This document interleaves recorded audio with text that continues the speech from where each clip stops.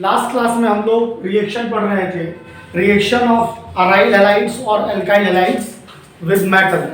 उसमें सबसे पहले हम लोगों ने मैग्नीशियम के साथ रिएक्शन कराई थी और मैग्नीशियम के साथ रिएक्शन करा के हम लोगों ने सबसे इंपॉर्टेंट ऑर्गेनिक कंपाउंड बनाया था जिसका नाम क्या था, ग्रिग्नार्ड रिएजेंट। ऑर्गेनोमेटलिक कंपाउंड में ग्रिग्नार्ड रिएजेंट पढ़ा था। उसके बाद सोडियम मेटल से रिएक्शन कराई थी और सोडियम मेटल में हम लोगों ने एल्काइल हैलाइड से रिएक्शन कराया था इन प्रेजेंस ऑफ ड्राई ईथर, और उस रिएक्शन का क्या नाम था, वुड्स रिएक्शन नाम था। उस रिएक्शन का क्या नाम था, वुड्स रिएक्शन। अब हम लोग पढ़ने वाले हैं अराइल हैलाइड्स की रिएक्शन। अराइल हैलाइड्स की रिएक्शन, अगर हम लोग अराइल हैलाइड्स इसी को हम लोग कहते हैं हेलो एरीन्स, और IUPAC में आप कह सकते हो हेलो बेंजीन। इसकी रिएक्शन अगर हम लोग करा देते हैं बिल्कुल सेम है। यहाँ पर X ले लेंगे, सोडियम के साथ करा देते हैं इन प्रेजेंस ऑफ ड्राई ईथर। तो क्या होगा जी, जैसा एल्काइल हैलाइड यहाँ पर है, अराइल हैलाइड यहाँ पर है, वैसा ही अराइल हैलाइड क्या हो जाएगा, यहाँ पर ले लेंगे, यहाँ पर हमने X लिया है अभी, और क्या हो जाएगा, ये यहाँ पर 2 आ जाएगा और 2NaX निकल जाएगा और दोनों बेंजीन आपस में क्या हो जाएंगी, जुड़ जाएंगी। बहुत इंपॉर्टेंट रिएक्शन, दोनों बेंजीन आपस में जुड़ जाएंगी और हमें क्या मिल जाएगा, डाइफिनाइल। क्या मिल जाएगा, diphenyl plus 2NaX, diphenyl plus 2NaX। जैसे कि मान लीजिए स्कूल के पेपर में बहुत क्वेश्चन पूछा जाता है CBSE में और ICSE में कि क्लोरोबेंजीन से, या वो ये कहते हैं कि बेंजीन से या क्लोरोबेंजीन से आप डाइफिनाइल बनाओ। क्लोरोबेंजीन की रिएक्शन जब हम लोग सोडियम से करा देते हैं इन प्रेजेंस ऑफ ड्राई ईथर, तो देखिए क्या होगा, यहाँ पर एक और क्लोरोबेंजीन ले लेंगे। This is chlorobenzene. ये दोनों आपस यहाँ से 2NaX निकल जाएगा और दोनों रिंग आपस में क्या कर जाएंगी, जुड़ जाएंगी और हमें मिल जाएगा एक कंपाउंड मिल जाएगा जिसका नाम क्या है, जिसका नाम है डाइफिनाइल। जिसका नाम क्या है, डाइफिनाइल। इसकी लैंग्वेज में लिखना पड़ता है जब आप बोर्ड के एग्जाम दे रहे हैं। तो कहेंगे कि when aryl halides react with sodium in presence of dry ether we will get diphenyl. मान लीजिए कि अगर हम लोग ब्रोमोबेंजीन से रिएक्शन करा देते हैं, एक और ब्रोमोबेंजीन यहाँ पर आ जाएगी और दोनों ब्रोमोबेंजीन से 2NaBr निकल जाएगा। रिएक्शन जो हो रही है वो हो रही है आपकी ड्राई ईथर के प्रेजेंस में। रिएक्शन किसकी प्रेजेंस में हो रही है, ड्राई ईथर के प्रेजेंस में हो रही है। मान लीजिए अगर आप बोर्ड की तैयारी कर रहे हैं और आपको लैंग्वेज नहीं लिखना, अंग्रेजी नहीं लिखना, तो इतने एग्जाम्पल लिख दीजिए कि ब्लॉक हो जाए दिमाग टीचर का। जो एग्जामिनर होगा वो एग्जाम्पल देख के समझ जाएगा कि यार इसको तो आता है लड़के को या लड़की को। लड़कियाँ नॉर्मली लिख लेती हैं तो लड़के ज़्यादा ध्यान दें। लड़कियाँ लैंग्वेज से बढ़िया लिखती है, कॉपियों में तो बहुत बढ़िया लिखती है। डाइफिनाइल, ठीक है, ये बन जाएगा आपका क्या, डाइफिनाइल। हम लोगों को नेक्स्ट रिएक्शन जो पढ़नी है वो क्या पढ़नी है, वुड्स फिटिंग। नेक्स्ट रिएक्शन जो पढ़नी है वो वुड्स फिटिंग पढ़नी है। वुड्स में क्या हुआ था कि एलिफैटिक की रिएक्शन हो रही थी। वुड्स में एलिफैटिक की रिएक्शन हो रही थी और आपका फिटिंग में एरोमेटिक की रिएक्शन हो रही थी। अब इसमें क्या किया गया है, इसमें दोनों को मिक्स कर दिया गया कि एक हो जाएगा आपका alkyl halide that is RX और एक हो जाएगा आपका अराइल हैलाइड। लेकिन रिएक्शन सोडियम से ही कराएंगे, अराइल हैलाइड और रिएक्शन कराएंगे सोडियम से इन प्रेजेंस ऑफ ड्राई ईथर। इसमें भी आपका वही होगा, यहाँ पर 2 ले लीजिए, और 2NaX निकल जाएगा और बेंजीन से जाकर क्या जुड़ जाएगा आपका R जुड़ा,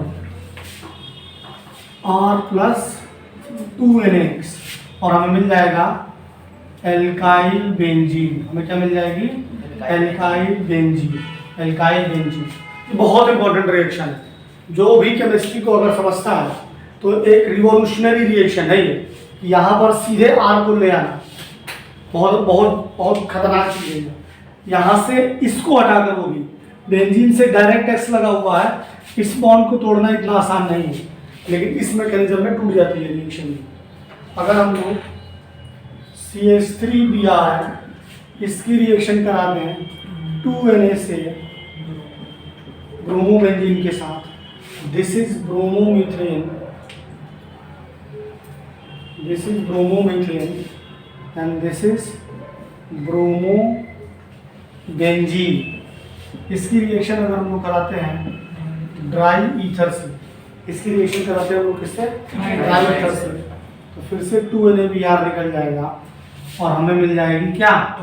हमें मिल जाएगी मिथाइल बेंजीन। क्या मिल जाएगी?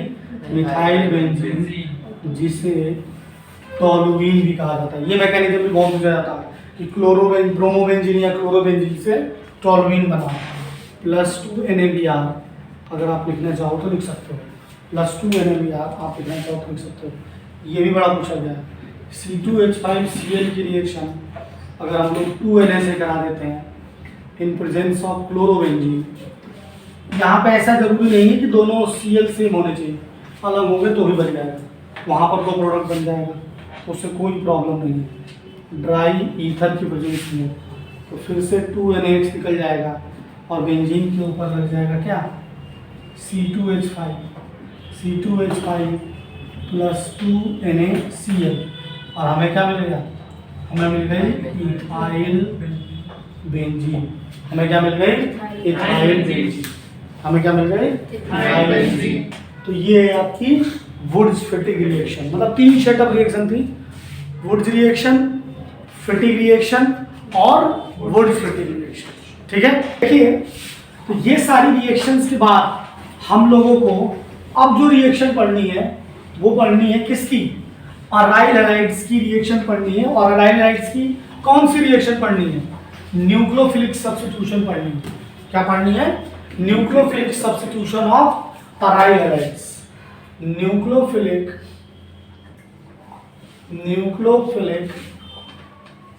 Substitution of aryl halides.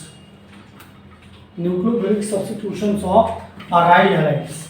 देखिए अराइल हैलाइड्स क्या है या फिर विनाइल हैलाइड्स क्या है? अराइल हैलाइड्स क्या है? यहाँ पर SUB का मतलब है सब्स्टिट्यूशन।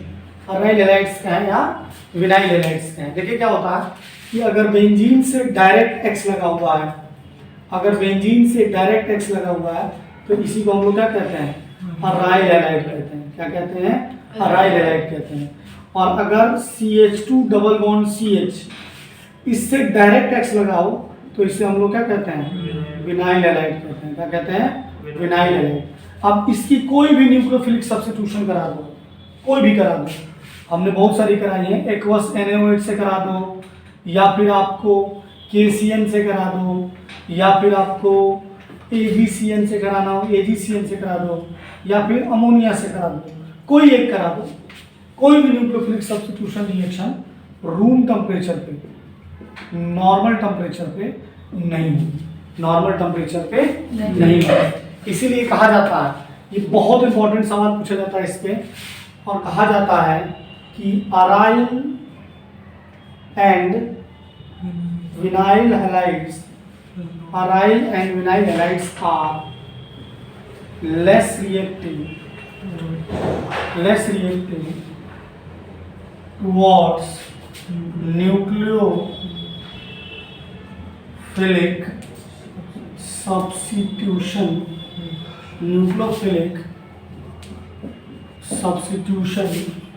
reactions। और इसके कई सारे रीजन्स हैं, उनमें से एक रीजन क्या है? उनमें से पहला रीजन है रेजोनेंस इफेक्ट। रेजोनेंस इफेक्ट, देखिए रेजोनेंस इफेक्ट से क्या होता है, हम आपको इसके थ्रू समझा दे रहे हैं, तो दोनों को समझाएंगे तो काफ़ी बड़ा हो जाएगा। तो अब बिना अराइल हैलाइड से लेकर समझा दे रहे हैं, क्योंकि यही सबसे ज़्यादा पेपर में पूछा भी जाता है। ये है आपका अराइल हैलाइड। अराइल हैलाइड में क्या होता है, अब बेसिकली देखो यहाँ पे हो क्या रहा है, यहाँ पे मान लीजिए हम एग्जाम्पल में NaOH की बात करें, तो NaOH में क्या होगा, Na+ और OH- ब्रेक हो जाएगा, and this nucleophile will attack on this carbon and this X should have to leave। X को क्या करना पड़ेगा, लीव करना पड़ेगा, लेकिन ये तभी होगा जब ये बॉन्ड ब्रेक होगा, ये तभी होगा जब बॉन्ड क्या होगा, ब्रेक होगा। अब आपको पता होना चाहिए कि जो जो ट्रिपल बॉन्ड होता है, वो अगर मैं बॉन्ड स्ट्रेंथ की बात करूँ, अगर मैं बॉन्ड स्ट्रेंथ की बात करता हूँ तो ट्रिपल होता है, फिर डबल होता है और फिर सिंगल होता है। यानी ये कहूँ कि बॉन्ड डिसोसिएशन एनर्जी की बात करूँ, बॉन्ड डिसोसिएशन एनर्जी सबसे ज़्यादा ट्रिपल के लिए होगी, फिर डबल के लिए होगी और इस ट्रिपल बॉन्ड की वजह से जो नाइट्रोजन है वो एक इनर्ट गैस जैसा बिहेव कर रही है। अदरवाइज एक नॉर्मल गैस है, कहाँ से नोबल गैस है, लेकिन ये ट्रिपल बॉन्ड आ जाने की वजह से ये नोबल गैस हो जाती है, क्योंकि ये अनरिएक्टिव होगी, ये रिएक्ट करना ही नहीं चाहती है। ठीक है, तो यहाँ पर भी कुछ होता है, रेजोनेंस की वजह से क्या होता है, देखिए ध्यान से समझो। जब ये बॉन्ड इधर माइग्रेट करेंगे तो ये वाले पाई इलेक्ट्रॉन बगल वाले कार्बन पे मूव कर जाएंगे, और ऐसा करने से देखिए क्या होगा, ऐसा करने से होगा क्या कि यहाँ पर तो डबल बॉन्ड आ जाएगा, और X ने इलेक्ट्रॉन दिया तो X के ऊपर प्लस आ गया, और जो बगल वाले पे इलेक्ट्रॉन आ गए। ठीक है, इसके बाद ये लोन पेयर जब इधर माइग्रेट करेंगे तो ये वाले उठकर बगल वाले के पास आ जाएंगे, और फिर से देखोगे तो यहाँ और यहाँ डबल बॉन्ड बन गया, यहाँ पे इलेक्ट्रॉन आ गया और यहाँ पर आपका सेम प्लस चार्ज है। इस तरीके से जब ये इधर मूव करेगा तो ये दोनों इलेक्ट्रॉन कहाँ मूव करेंगे, इधर मूव करेंगे, और देखें क्या बनेगा, आपका यहाँ डबल बॉन्ड आ गया, यहाँ डबल बॉन्ड आ गया, यहाँ इलेक्ट्रॉन आ गया, यहाँ प्लस चार्ज आ गया, ये बन गया।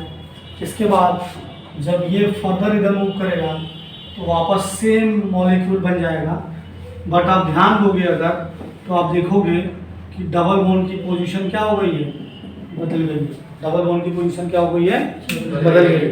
और ऐसा जब हो रहा है तो ये जो सिंगल बॉन्ड है वो बीच में डबल बॉन्ड बन रहा है, तो ये डबल बॉन्ड हमेशा नहीं रहेगा, कभी कभी के लिए आएगा। तो ऐसा कहा जाता है कि अराइल हैलाइड्स में CX जो बॉन्ड है उसके पास पार्शियल डबल बॉन्ड कैरेक्टर क्या है, पार्शियल डबल बॉन्ड कैरेक्टर। ये स्टेटमेंट में आएगा सवाल, तो केयरफुली सुनिए, पार्शियल डबल बॉन्ड कैरेक्टर है, और हमें पता है कि डबल बॉन्ड को तोड़ना मुश्किल है सिंगल बॉन्ड से। तो हम लिखेंगे यहाँ पर due to resonance CX bond has partial double bond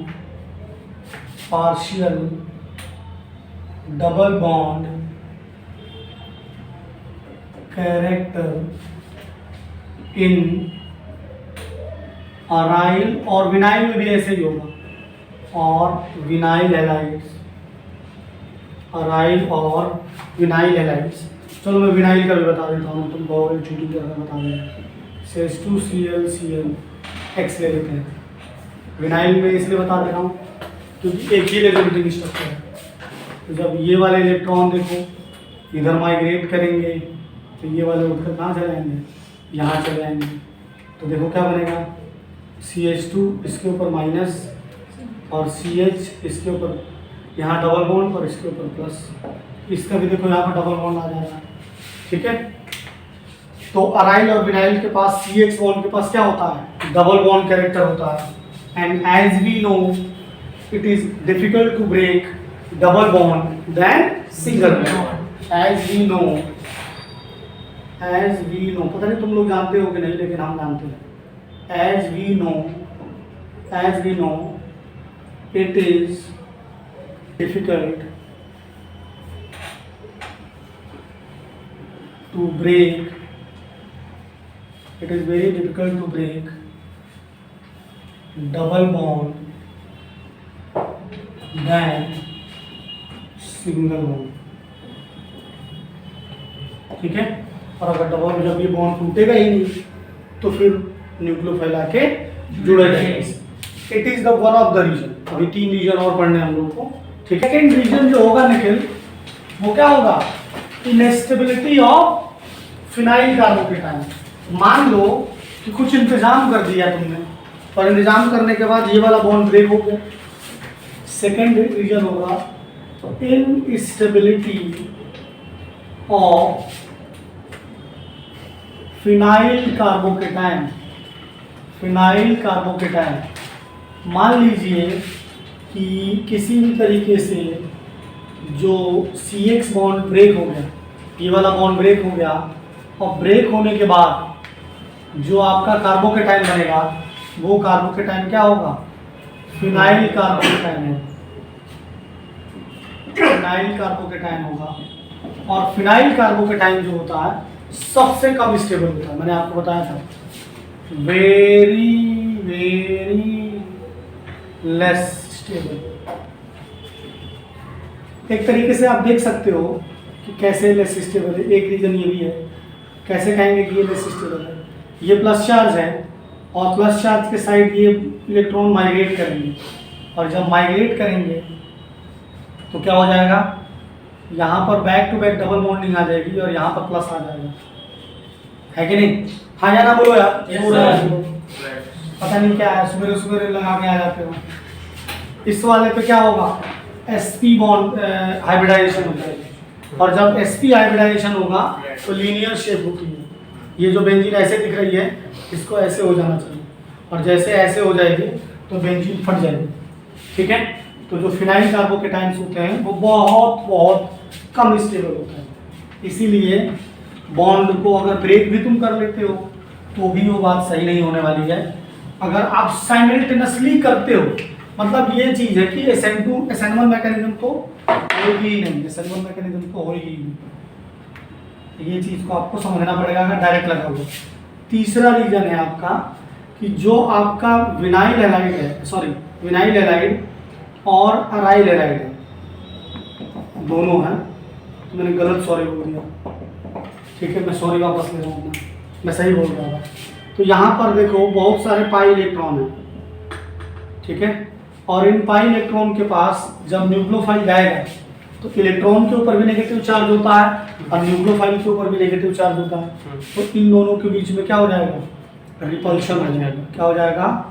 repulsion हो जाएगा, और इस रिपल्शन की वजह से न्यूक्लियोफाइल जाना ही नहीं चाहेगा। क्योंकि अगर तुम्हें थर्मोडायनेमिक्स केमिकल काइनेटिक्स याद है, तो केमिकल काइनेटिक्स में रिएक्टेंट से प्रोडक्ट तभी बनते हैं जब सिर्फ कोलिजन ना हो, इफेक्टिव कोलिजन। जब सिर्फ कोलिजन ना हो, इफेक्टिव कोलिजन। और इफेक्टिव कोलिजन में दो बातें आती हैं कि मतलब भाई अगर इफेक्टिव कोलिजन हो रहा है तो एक तो वो होना चाहिए कि थ्रेशोल्ड एनर्जी से स्ट्राइक करें, दूसरे से कोलाइड हो, कि उनका प्रॉपर मिलना हो। ऐसा नहीं कि ऐसे आए और ऐसे मिल के चले गए।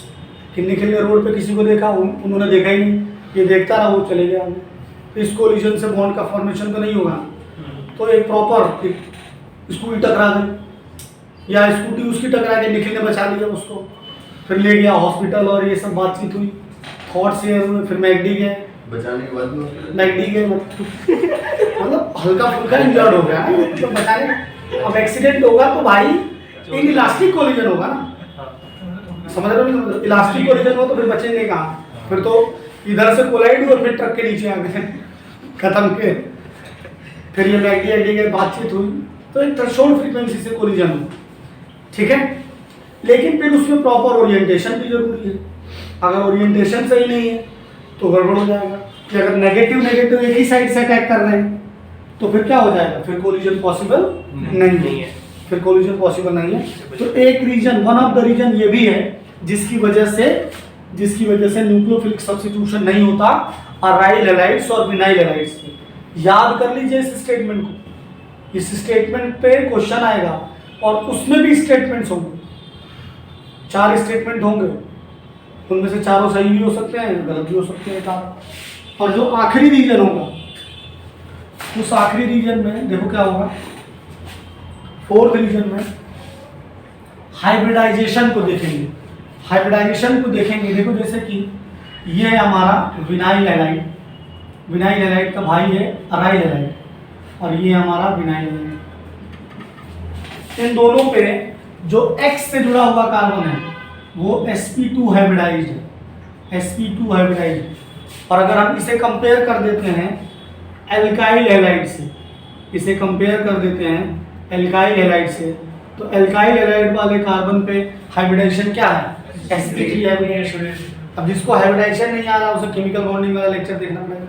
आपके केमिकल बॉन्डिंग वाला लेक्चर जाके देखें तो वहाँ पे आपको हाइब्रिडाइजेशन अच्छे से पता चलेगा। यहाँ पर sp2 हाइब्रिडाइजेशन है। मैं एक बार बता देता हूँ, हाइब्रिडाइजेशन में हम लोग केवल और केवल सिग्मा बॉन्ड काउंट करते हैं, पाई बॉन्ड काउंट नहीं करते हैं। तो इफ दिस इज s, ये काउंट नहीं होगा, p p sp2, s p p p sp3 fastest है, इससे तेज नहीं है कोई मेथड, ठीक है। अब देखो क्या होगा, हमें परसेंटेज ऑफ s कैरेक्टर निकालना पड़ेगा, परसेंटेज s कैरेक्टर। तो पहले वाले में देखो टोटल कितने ऑर्बिटल यूज हो रहे हैं, 3 ऑर्बिटल यूज हो रहे हैं, एक s और 2 p।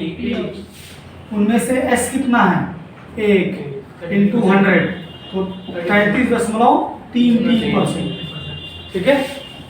और जब इसे करेंगे तो 1/4 इंटू 100 तो आ जाएगा 25%। क्या आ जाएगा 25%, क्या आ जाएगा 25%। तो अब देखो परसेंटेज ऑफ एस कैरेक्टर कहाँ है, यहाँ ज़्यादा। हमें पता है कि परसेंटेज ऑफ एस कैरेक्टर ज़्यादा होगा, परसेंटेज ऑफ एस कैरेक्टर अगर ज़्यादा होगा तो इलेक्ट्रोनेगेटिविटी ऑफ एलिमेंट ज़्यादा होती है। यानी अगर इस वाले कार्बन की, यानी हम ये कहेंगे कि कार्बन इन अराइल और विनाइल हैज हायर इलेक्ट्रोनेगेटिविटी, और ज़्यादा इलेक्ट्रोनेगेटिविटी होगी। और इलेक्ट्रोनेगेटिविटी क्या होती है साहब, इलेक्ट्रोनेगेटिविटी होती है tendency to attract shared pair of electron, tendency to attract shared pair of electron. तो इलेक्ट्रॉन की लड़ाई होने लगेगी, ये भी इलेक्ट्रोनेगेटिव, ये भी इलेक्ट्रोनेगेटिव है, तो जिसकी वजह से ये जो CX बॉन्ड होगा वो शॉर्टर हो जाएगा। CX बॉन्ड क्या हो जाएगा, शॉर्टर हो जाएगा। High electronegativity due to which CX bond become shorter in aryl halides, or vinyl halides than simple alkyl halide,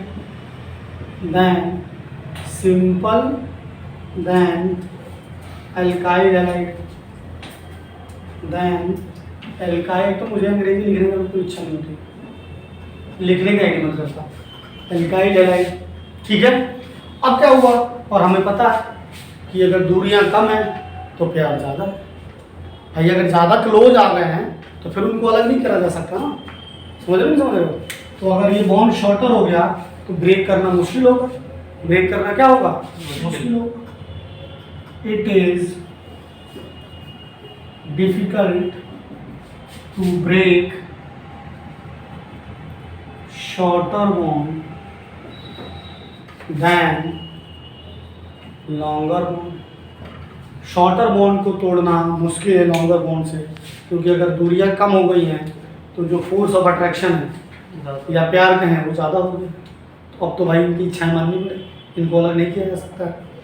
अब समाज में चाहे कुछ भी हो, बेइज्जती हो, कुछ भी हो, इनको साथ लेके आना पड़ेगा, ठीक है। तो ये 4 रीजन है जिसकी वजह से ये बॉन्ड ब्रेक ही नहीं होगा। तो ये जब बॉन्ड X हटेगा ही नहीं, जब X बनेगा ही, समझ रहे हो ना, समझ रहे हो, ये वाला X जब X बनेगा ही नहीं कैसे फिर काम चलेगा? दूसरा वाला न्यूक्लियोफाइल आके जुड़ ही नहीं पाएगा, दूसरा वाला न्यूक्लियोफाइल आके जुड़ नहीं पाएगा। तो these are the 4 reasons due to which aryl और vinyl halides are less reactive towards nucleophilic substitution. ठीक है, इनकी वजह से अराइल हैलाइड्स और विनाइल हैलाइड्स रिएक्ट नहीं करते थे, बट ये डॉ को अच्छा नहीं लगा, बिल्कुल नहीं अच्छा लगा डॉ ने कहा ऐसे कैसे नहीं करोगे, हम करवाएंगे। वो होता है ना कि कोई भी कुछ भी हो सकता है, हर चीज की एक कीमत होती है। ठीक है, शक्ति तो फिर जानते ही हो कितने दिन तक शक्ति रहेगी। अगर मेनका आ गई तो सख्त लौंडा भी पिघल जाएगा, जैसे जिनॉन है, जिनॉन वैसे सख्त है, लेकिन जब फ्लोरीन और ऑक्सीजन आते हैं तो इसकी सारी नोबल गैस वाली प्रॉपर्टी चली जाती है, पिघल जाता है। तो डॉ ने कहा तुम्हारी ऐसी की तैसी, अभी रिएक्शन कराते हैं। नेक्स्ट है हमारा डाउ प्रोसेस। डाउ प्रोसेस क्या कह रहा है? डाउ ने ये कहा कि जब आप क्लोरोबेंजीन या कोई भी हैलाइड ले सकते हो, आप फ्लोराइड मत लेना बस, क्लोरोबेंजीन, अरे यार तुम लोगों ने याद नहीं दिलाया, कपलिंग रिएक्शन रहेगी, कपलिंग रिएक्शन कह रहा हूँ, उल्मान रिएक्शन रहेगी, उल्मान रिएक्शन तो बाद में लेंगे, कोई बात नहीं पढ़ना ही तो है। क्लोरोबेंजीन की रिएक्शन अगर हम लोग करा देते हैं NaOH और H+ से, एक्वस NaOH से करा देते हैं सबसे पहले, और अगर रूम टेम्परेचर पे कराएंगे तो ये रिएक्शन नहीं होगी। सेम हालत इसके साथ भी है, अगर रूम टेम्परेचर पे कराओगे तो रिएक्शन नहीं होगी। लेकिन डॉ ने कहा कि रिएक्शन होगी अगर एक्वस NaOH की रिएक्शन हम लोग करा दें 623 केल्विन और 300 एटीएम पे, 300 एटीएम। ये आपको टेम्परेचर याद रखना होगा। पहले तो हम लिखवा देते थे हाई टेम्परेचर, फिर जेई मेंस वाले में टेम्परेचर ही पूछ गए इंटीग्रेटेड, तो आपको ये भी याद रखना होगा टेम्परेचर प्रेशर क्या होता है। तो क्या होता, अब ये जो Cl है वो सब्स्टिट्यूट हो जाएगा OH। ठीक है, आया ना, बोलो यार। ये हमारा क्या है, एक एसिड है, और ये क्या है, ये बेस है। और आपको पता है कि बेबी को बेस पसंद है, नहीं, एसिड को तो यहाँ पर सॉल्ट बन जाएगा, यहाँ पर क्या बन जाएगा, सॉल्ट बन जाएगा, सोडियम फिनॉक्साइड आयन बन जाएगा, सोडियम फिनॉक्साइड। और फिर हमें यहाँ पर क्या लेना पड़ेगा, H+ लेना पड़ेगा, जिससे कि हमें प्रॉपर तरीके से फिनॉल मिल सके, इससे हमें प्रॉपर तरीके से फिनॉल मिल सके। अब डॉ ने यही नहीं रुके, और रिसर्च करा। इन्होंने कहा कि the presence of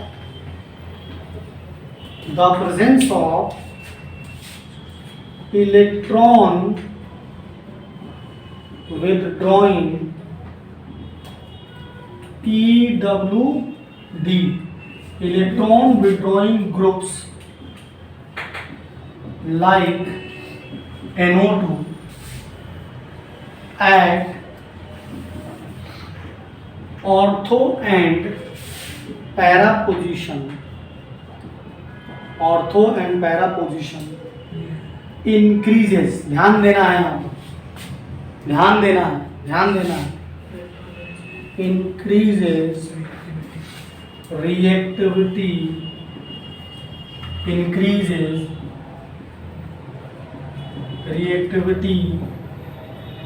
of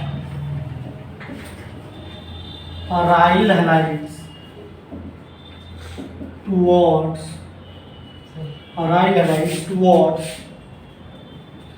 nucleophilic substitution reactions। ध्यान रखना है, अगर इलेक्ट्रॉन विड्रॉइंग ग्रुप ऑर्थो और पैरा पोजीशन पे लगा देते हो तो रिएक्टिविटी क्या हो जाती है, बढ़ जाती है। रिएक्टिविटी क्या होती है, कई बार, हजार बार, कई बार ये पेपर में सवाल आया हुआ है, हर लेवल के एग्जाम में आता है कि अराइल हैलाइड्स का रिएक्टिविटी ऑर्डर बताइए, रिएक्टिविटी और दे रखा होगा तो पहले बताओ सही कौन सा, या अरेंज करिए। तो होता क्या है कि जब आप ऑर्थो और पैरा पोजीशन पे कोई इलेक्ट्रॉन विड्रॉइंग ग्रुप लेकर आ जाते हो, this is Cl and this is NO2, ठीक है, तो क्या होता है, इस NO2 का भी अपना रेजोनेंस होगा और इस रेजोनेंस की वजह से इस NO2 का रेजोनेंस और Cl का भी रेजोनेंस होगा। तो ये कुछ ऐसा कॉम्बिनेशन तैयार करते हैं। मैं रेजोनेटिंग स्ट्रक्चर नहीं बनवाना चाह रहा हूँ, फिर डर जाओगे क्योंकि ये केमिस्ट्री है, ऐसे समझ लो। तो एक ऐसा कॉम्बिनेशन बनेगा कि ये वाला बॉन्ड जो होगा वो काफी पोलर हो जाएगा, ब्रेक हो जाएगा। इस Cl और इस कार्बन के बीच में इतनी अच्छी दोस्ती थी कि अलग ही नहीं हो रहे थे। इस NO2 के आ जाने से इनके बीच में मतभेद आ गया। मतभेद को केमिस्ट्री में क्या बोलते हैं, पोलरिटी हो गई। क्या हो गई, पोलरिटी हो गई। और जैसे ही पोलरिटी हो गई यानी टॉक्सिसिटी बढ़ गई, इंस्टाग्राम पे सब लोग, और टॉक्सिसिटी बढ़ेगी तो इसको तोड़ना अब आसान हो जाएगा। अब लेस टेम्परेचर पे काम हो जाएगा। NaOH H+ अब मैं यही ले रहा हूँ, पहले मैंने अलग से लिया, पूरा पर्पस बता दिया क्यों लिया गया था, अब मैं यही ले रहा हूँ। अब ये रिएक्शन मात्र 443 केल्विन पे हो जाएगी, वेरी लेस टेम्परेचर, और टेम्परेचर नहीं भी लिखोगे तो चल जाएगा। और अब Cl हट जाएगा और क्या आ जाएगा, OH आ जाएगा और NO2 आ जाएगा, OH आ जाएगा और NO2 आ जाएगा। और ज़्यादा NO2 को बढ़ा दें, नंबर ऑफ NO2 को और 4 पैरा पोजीशन पे बढ़ा देते हैं, तो अब ये टेम्परेचर जो होगी और लेस टेम्परेचर पे हो जाएगी, 368 केल्विन पे हो जाएगी। और जो आपका Cl होगा वो OH से क्या हो जाएगा, सब्स्टिट्यूट हो जाएगा। यार कैसी बातें करते हैं आप लोग, साइंस वाली बातें करें, रिप्लेस हो जाएगा। अपना पर्सनल लाइफ यहाँ नहीं डिस्कस करना, ठीक है, लेकिन पर्सनल लाइफ डिस्कस कर, तुम रिप्लेस हो गए किसी से, सब्स्टिट्यूट हो, ठीक है। अब अगर मान लो कि NO2 ग्रुप और लगा दें, Cl NO2 NO2 NO2, तो सिर्फ और सिर्फ गर्म पानी से काम चल जाएगा, वार्म वाटर डाल दीजिए, और ऐसा वैसा काम नहीं चलेगा, कुछ ज़्यादा ही खतरनाक काम चल जाएगा। और क्या बन जाएगा, ये NO2 है। कॉमन सेंस भी लगाना जरा लिखते समय, तुम राइटिंग ही देखने लगो, NO2 लगा रहे तो NO2 ही होगा, लिहाज करके बुद्धि नहीं होती ना। 1 2 3 4 5 6, इसका नाम हो जाएगा ट्राइनाइट्रोफिनॉल, और इसी को प्यार से क्या बोला जाता है, इक्रिक एसिड के नाम से जानते हैं। इसी को हम क्या नाम जानते हैं, और नाम तो सुना ही होगा तुमने, TNP। ये एक एक्सप्लोसिव है।